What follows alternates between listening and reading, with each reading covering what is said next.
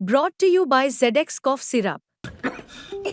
XZ नहीं, doctor का भरोसेमंद ZX। ZX का असरदार आरामदायक फॉर्मूला खांसी पे काम शुरू करे सिर्फ 15 मिनट में। एक संत और एक योगी सत्ता का गुलाम नहीं होता है, बल्कि वह अपने कदमों पर उन्हें चलने के लिए मजबूर करता है। मेरा दायित्व बनता, मैं यहाँ नौकरी करने नहीं आया हूं, कतई नहीं।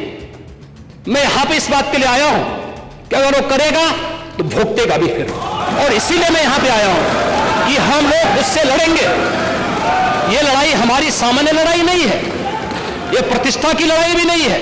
मुझे प्रतिष्ठा प्राप्त करनी होती है तो मुझसे से ज्यादा प्रतिष्ठा अपने मठ में मिल जाती है। एक जन्म में नहीं 100 जन्म में हम उस सत्ता को ठुकराएंगे। नेशन फर्स्ट की तो हमारी थ्योरी है, पार्टी का सिद्धांत है। पार्टी के उन मूल्यों और सिद्धांतों के लिए हम कार्य करेंगे और उन मूल्यों के लिए किसी भी हद तक जाकर के अपने आप को समर्पित भाव के साथ कार्य करेंगे। योगी आदित्यनाथ और सत्ता। ऐसा लगता है कि उत्तर प्रदेश के मुख्यमंत्री योगी आदित्यनाथ अपनी कुर्सी को मठ की नोक पर रखते हैं। पिछले कुछ महीनों के अंदर वो लगातार कह रहे हैं कि सत्ता उनके लिए कोई मायने नहीं रखती। ऐसा लगता है कि योगी आदित्यनाथ ये बताना चाह रहे हैं कि सत्ता उनके लिए तुच्छ है और मठ ही सर्वोच्च है। लेकिन ये राजनीति है, जो कहा जाता है उसके भी अपने अलग अलग मायने होते हैं। तो भैया बाबू बचवा, सवाल ये कि क्या योगी आदित्यनाथ जो कह रहे हैं उसका वही अर्थ है जो सीधे कान से सुनाई दे रहा है, या इसके पीछे कोई और भी मतलब है? मतलब समझने से पहले ये समझिए कि योगी आदित्यनाथ ने कब कब क्या क्या किया। इसकी शुरुआत होती है लोकसभा चुनाव के दौरान दिल्ली के जेल वाले सीएम अरविंद केजरीवाल के उस बयान से, जिसमें वो कहते हैं कि लोकसभा चुनाव के बाद दिल्ली वाले नेताजी बहुमत लेते ही योगी आदित्यनाथ को हटा देंगे। ऐसे में योगी आदित्यनाथ ने कहा कि उनके लिए मठ बड़ा है। एक जन्म में नहीं 100 जन्म में हम उस सत्ता को ठुकराएंगे। नेशन फर्स्ट की तो हमारी थ्योरी है, पार्टी का सिद्धांत है।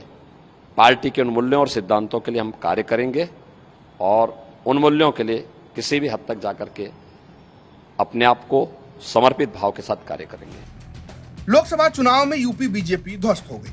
अखिलेश यादव और राहुल गांधी ने मिलकर योगी मोदी यानी उपयोगी वाली राजनीति को तोड़ दिया, और इसके बाद दिल्ली बनाम लखनऊ की राजनीति फिर जोर पकड़ने लगी और यूपी विधानसभा में योगी आदित्यनाथ बोले, मठ में प्रतिष्ठा है। मेरा दायित्व बनता, मैं यहाँ नौकरी करने नहीं आया हूं, कतई नहीं। मैं यहाँ पे इस बात के लिए आया हूं कि अगर वो करेगा तो भुगतेगा भी फिर, और इसीलिए मैं यहाँ पे आया हूं कि हम लोग उससे लड़ेंगे। ये लड़ाई हमारी सामान्य लड़ाई नहीं है, ये प्रतिष्ठा की लड़ाई भी नहीं है। मुझे प्रतिष्ठा प्राप्त करनी होती है तो मुझसे से ज्यादा प्रतिष्ठा अपने मठ में मिल जाती है।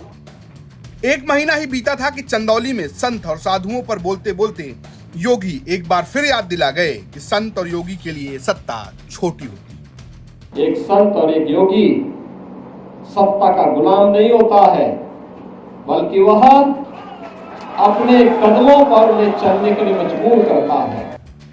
कुल मिलाकर बार बार योगी आदित्यनाथ याद दिला रहे हैं कि उनके पास यूपी के सीएम की कुर्सी के साथ साथ अपना एक मठ भी है, और वो मठ के महंत हैं। राजनीति के जानकार कहते हैं कि योगी जनता नहीं बल्कि उनकी कुर्सी पर नजर रखने वालों को याद दिलाते हैं कि वो योगी हैं। जिस बीजेपी में हिंदुत्व की पॉलिटिक्स पीक पर हो जाती है, उसमें योगी आदित्यनाथ भगवा धारण करते ही सर्वोच्च शिखर पर पहुंच जाते हैं। ऐसे में वो बीजेपी में बैठे हुए लोगों को याद दिलाते हैं कि अब वही बीजेपी के फायर ब्रांड हिंदुत्व चेहरा है। लेकिन सवाल यह भी है कि भगवा पहनने वाले योगी आदित्यनाथ को बार बार ऐसा क्यों करना पड़ रहा है? क्या उन्हें किसी से खतरा है, या वो किसी को बार बार बता रहे हैं कि वो योगी हैं? आपकी अपनी क्या राय है? कमेंट बॉक्स में जरूर बताइए। ब्यूरो रिपोर्ट, यूपी तक।